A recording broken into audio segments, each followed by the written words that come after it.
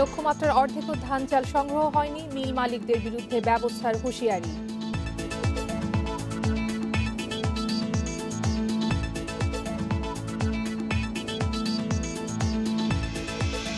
প্রণোদনা বাস্তবায়নে বাড়ছে বেসরকারি খাতের ঋণ, ব্যবহার নিশ্চিতে তদারকির পরামর্শ।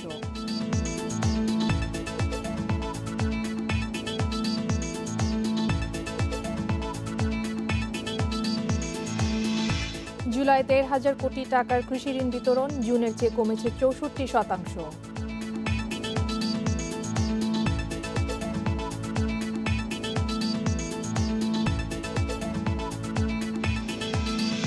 এবং লয়েডসের তালিকায় ৬ ধাপ এগিয়ে ৫৮তম চট্টগ্রাম বন্দর, ১০ বছরে ৩০ ধাপ উন্নতি।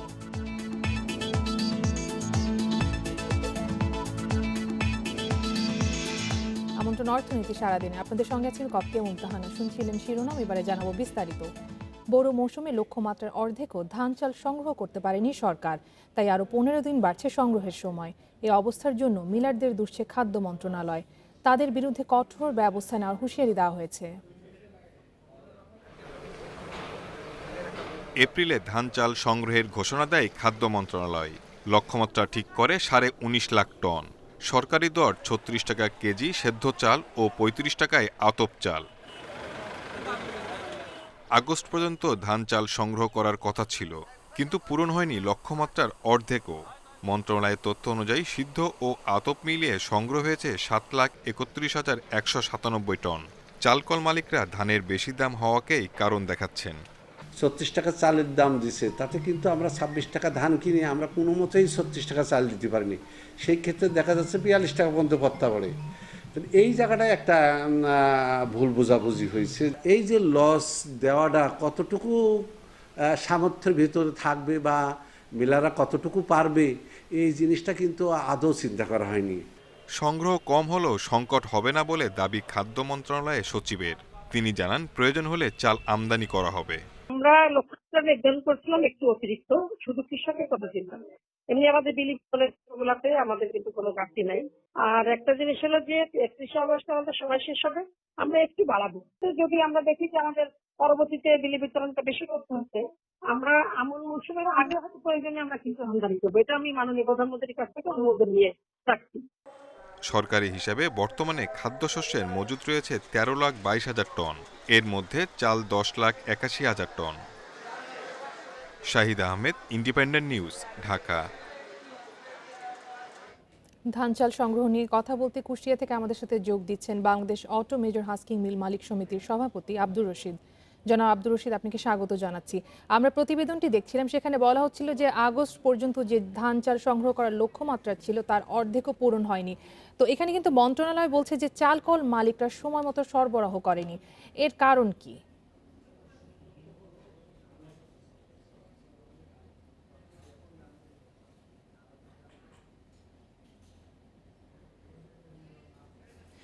জনাব আব্দুর রশিদ, আপনার কাছে জানতে চাচ্ছিলাম যে আগস্ট পর্যন্ত যে ধান চাল সংগ্রহ করার কথা ছিল তার লক্ষ্যমাত্রার অর্ধেকও পূরণ হয়নি। তো সেক্ষেত্রে মন্ত্রণালয় থেকে কিন্তু বলা হচ্ছে যে চালকল মালিকরা সময় মতো সরবরাহ করতে পারেনি। তো আপনার কাছে কি মনে হয়, কেন আপনারা সরবরাহ করতে পারেননি? এবার যে পরিস্থিতি, এবার যে পরিবেশ সম্পূর্ণ ভিন্ন। আপনি একটা জিনিস চিন্তা করেন যে ধান দেবে, লটারি এটা একটা আকর্ষণীয় জিনিস, কত লাভজনক জিনিস। সেই ক্ষেত্রে আপনি হিসাব করে দেখেন যে এই লটারির মাধ্যমে কত পার্সেন্ট ধান গভর্নমেন্ট কিনতে পারছে।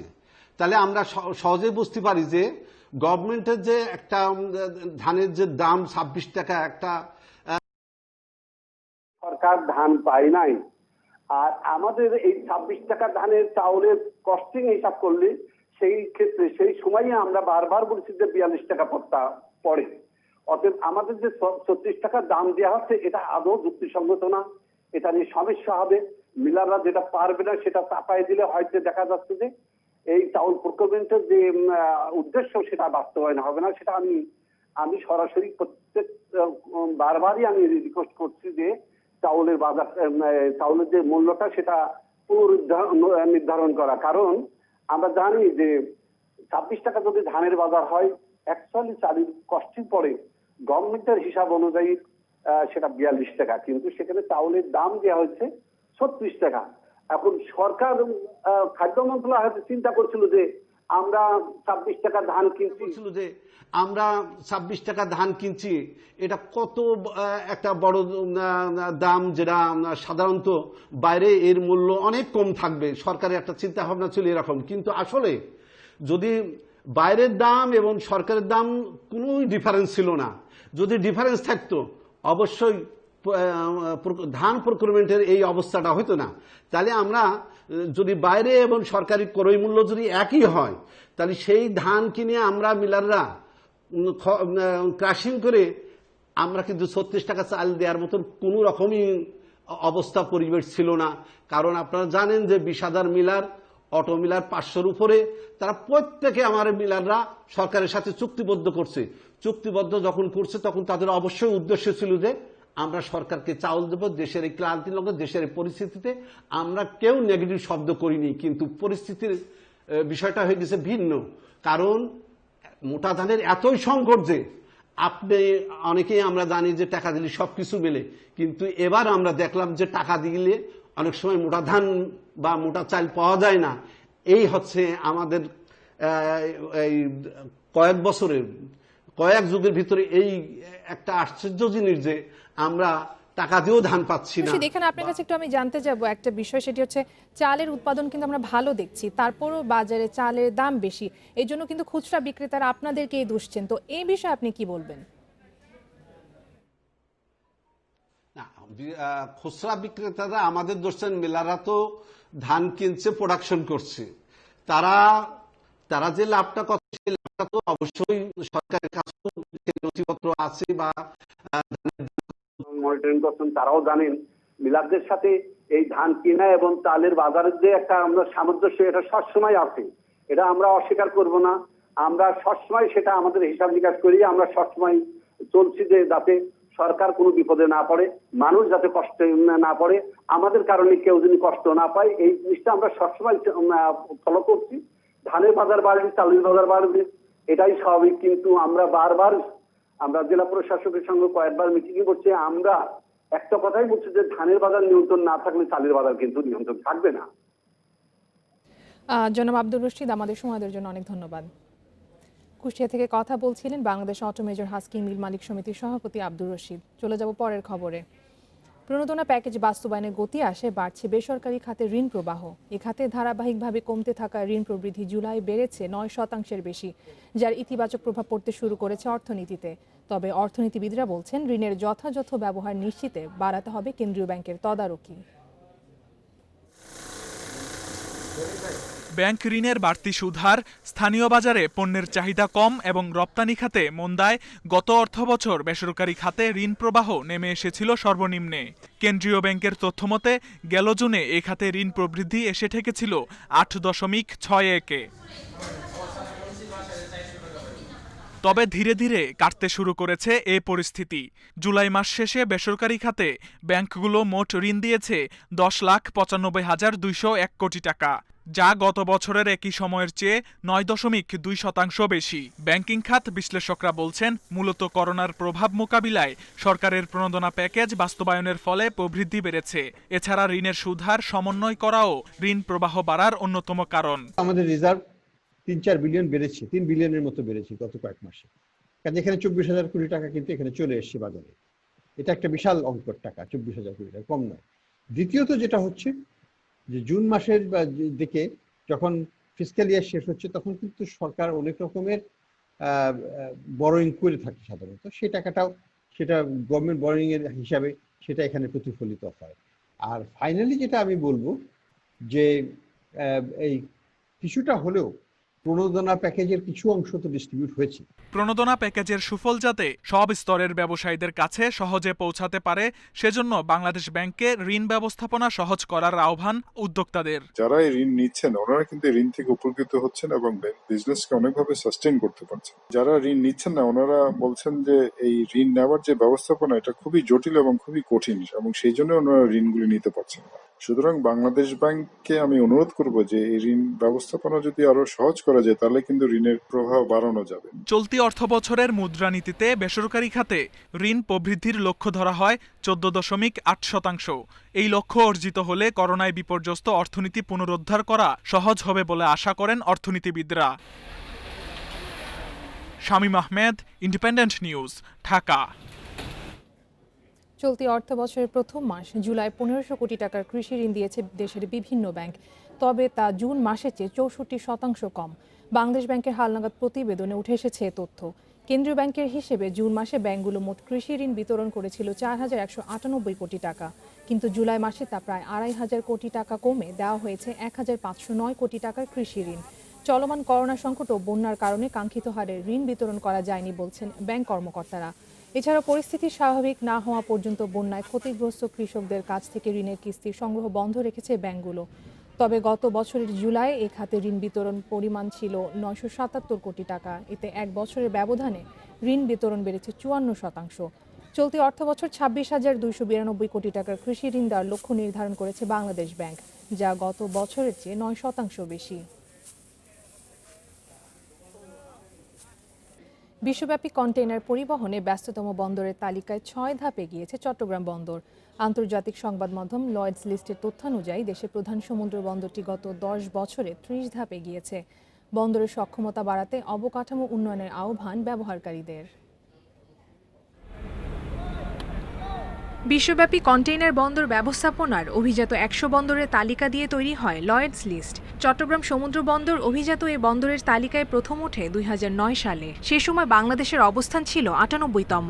গেল বছরের কন্টেইনার পরিবহন বিবেচনায় এর অবস্থান 58তম।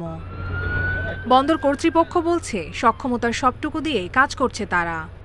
এটা অ্যাকচুয়ালি সম্ভব হয়েছে চট্টগ্রাম বন্দরের কর্মকর্তা, কর্মচারী, ব্যবহারকারী সবার অবদান এখানে রয়েছে। বিশেষ করে terminal operator, ship handling, berth operator, freight forwarder, CNF, shipping agents association, সবারই সমান অবদান এখানে রয়েছে।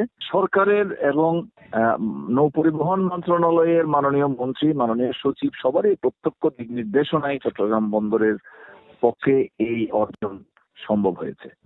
এদিকে বন্দরের অগ্রগতি নিয়ে নানা মত আছে ব্যবহারকারীদের, বিশেষ করে কন্টেইনার জট কমাতে এবং বন্দরের আরও উন্নতির জন্য পরিকল্পনা নেওয়ার আহ্বান তাদের।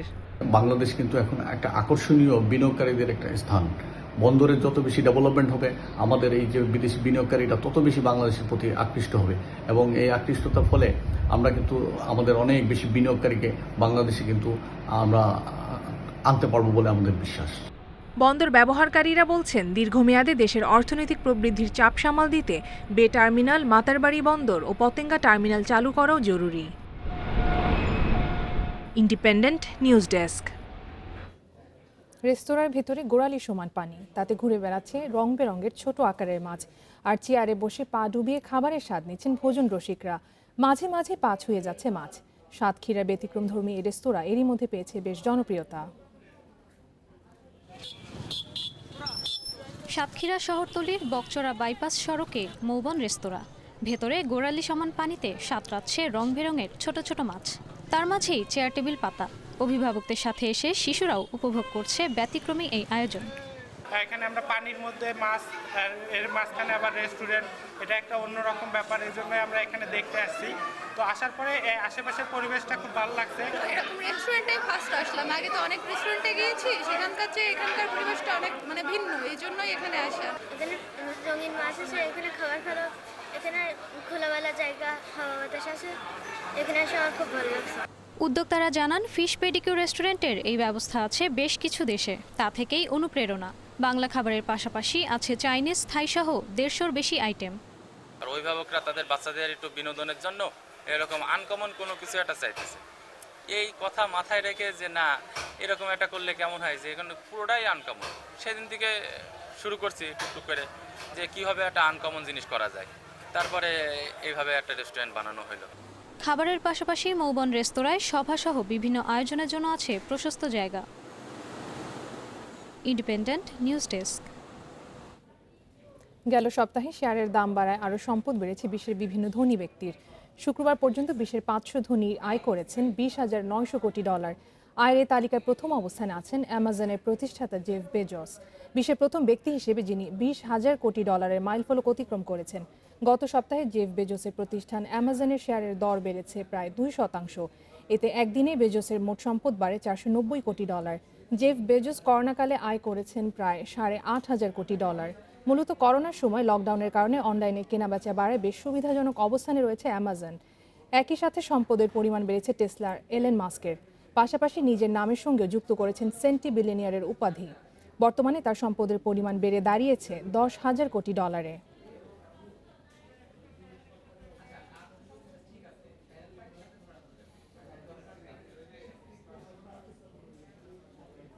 এই ছিল আজকের অর্থনীতি সারাদিনে। ইন্ডিপেন্ডেন্ট টেলিভিশনের সব খবর আরও জানতে চোখ রাখুন ফেসবুক, ইউটিউব এবং টুইটারে। আমন্ত্রণ আমাদের পরের আয়োজনে।